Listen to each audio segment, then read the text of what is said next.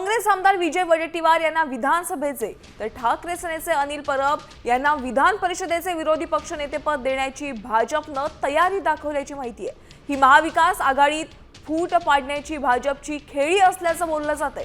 तर ठाकरे सेनेचे आमदार भास्कर जाधव यांना विधानसभेचे तर काँग्रेसचे सतेज पाटील यांना विधान परिषदेचे विरोधी पक्षनेतेपद मिळावं अशी महाविकास आघाडीची मागणी आहे।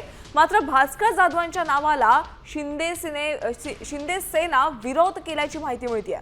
विजय वडेट्टीवार विरोधी पक्षनेते झाले तर टीकेचा फोकस महायुतीतल्या तिन्ही पक्षांवर असेल, तर दुसरीकडे भास्कर जाधव विरोधी पक्षनेते झाल्यास त्यांचं मुख्य लक्ष हे उपमुख्यमंत्री एकनाथ शिंदे असतील अशी शिंदे सेनेची भूमिका असल्याचं कळतंय।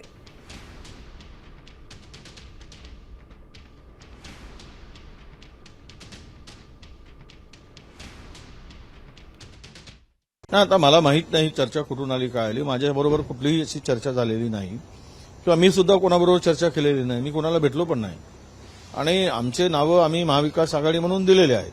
त्यामुळे ती नावं त्यांनी फायनल करावी अशी आमची इच्छा होती आणि त्यावेळेस महाविकास आघाडीचे आम्ही प्रमुख नेते होतो आणि तो निर्णय घ्यावा म्हणून मुख्यमंत्र्यांना त्यावेळेस विनंती केली होती की अध्यक्षांना तो निर्णय घ्यायला सांगावा म्हणून।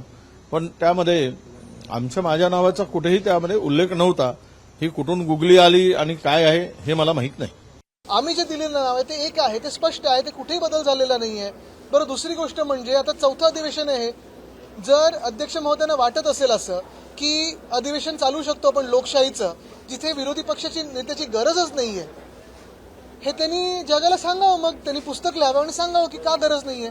आणि एवढी भीती सरकारच्या मनात का आहे की विधान परिषदेत असेल किंवा विधानसभेत असेल विरोधी पक्ष नेता नसावाच एवढं बहुमत असून देखील एवढी भीती काय आहे त्यांच्या मनात?